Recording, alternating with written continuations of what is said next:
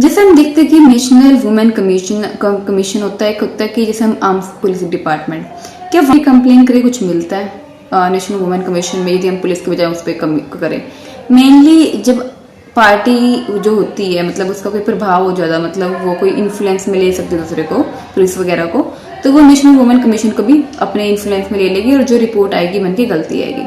तो यदि आप चाहे नेशनल वुमेन कमीशन में कंप्लेन कर ले, चाहे आप कंप्लेन कर ले पुलिस को, ठीक है, तो इसने काम खराब करना तो करना है। तो उसके लिए आप क्या करें कि नेशनल वुमेन कमीशन हो या जो पुलिस डिपार्टमेंट हो, आपका शुरू में ही केस बन जाए विदाउट केस में जाए, मतलब केस फाइल, ठीक है।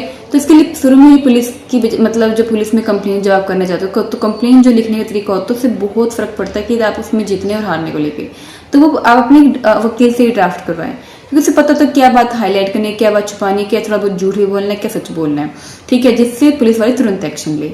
तो ये बात एक जो होते हैं ना कि एक कॉमन मैन उसको नहीं पता होती, ठीक है, ये प्रॉब्लम रहती है, कॉमन मैन को नहीं पता होती।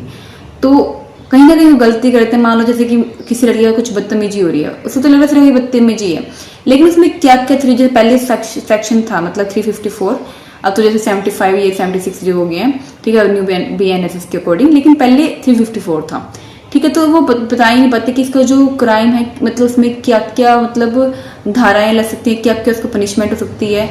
वो सिंपल तरीके सोचती कि हाँ भाई मिसबिहेवियर कंडक्ट हुआ है, यदि मेरा साथ समझौता हो जैसे ही, लेकिन दूसरी पार्टी चाहती है कि समझौता क्यों करूँ भाई, मेरा तो बिगड़ेगा समझौता करके, वो समझौता ना करके इसको रिपोर्ट ही खराब करवाने की कोशिश करती है, ताकि उसका जो उसने पैसा मतलब वो किया हुआ है, फॉरफिटेड किया हुआ, जब्त किया हुआ करके रखे, या कुछ भी है जो भी इसकी गलती इंटेंशन है वो करते रहे। तो आप शुरू में ही जब पुलिस कंप्लेन करते हो, एसएसपी कंप्लेन करते हो, तो एक वकील की हेल्प जरूर ले। आप अपने वकील की जब फाइनेंशियल प्रॉब्लम है तो वकील को बता दें कि मेरी फाइनेंशियल प्रॉब्लम है, तो वकील थोड़ी अपनी फीस कम भी करते हैं, ऐसा कुछ होता नहीं है कि उनकी कोई फिक्स फीस होती है, थोड़ी वो कम भी करते हैं। इससे आपको राहत क्या मिल जाती है कि आपका जो मामला होता है जाना चाहिए जो सही तरीके से पुलिस डिपार्टमेंट को, वो चला जाता है, सही उसमें सेक्शन लग जाते हैं, सही बात को उसमें मैनिपुलेट करके थोड़ा सा जो बोलना पड़ता है, क्योंकि देख छल कपट जरूरी होता है, दूसरा बंदा कोई सत्यवादी इंसान तो है नहीं कि वो सारा सच बोल दे कि हाँ मैंने इसका ये गलत किया, ये है वो है, मतलब झूठ को निकालने के लिए थोड़ा झूठ बोलना पड़ता है, जहर को काटने के लिए जहर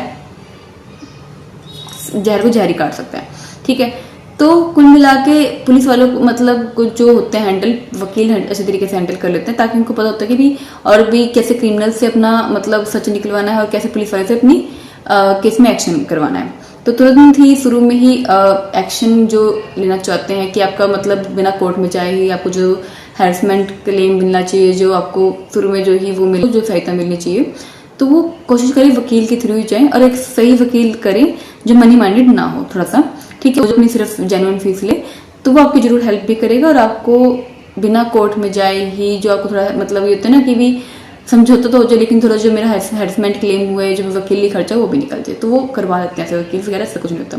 तो आप ये सोच रहे कि नेशनल वुमेन कमीशन कुछ ज्यादा कुछ करता है, इसमें हेल्प ये है वो है, और मैं वहां पे जाके अपनी कंप्लेन करूँ, तो ऐसा कुछ नहीं होता। नेशनल वुमेन कमीशन ने भी वही रिपोर्ट बनानी होती है जो आम पुलिस वालों ने बनानी होती है, ठीक है। सबसे बड़ी तो दुख की बात यही है, ठीक है। किसी किसी केस में कोई अच्छा कर दे, अलग बात है। नेशनल वुमेन कमीशन आप दोनों को कंप्लेन करके रख सकते हो, जो आपने पुलिस को कंप्लेन दी है वही आप नेशनल वुमेन कमीशन को दे सकते हो जब आप अपने वकील से ड्राफ्ट करवाओ, ठीक है।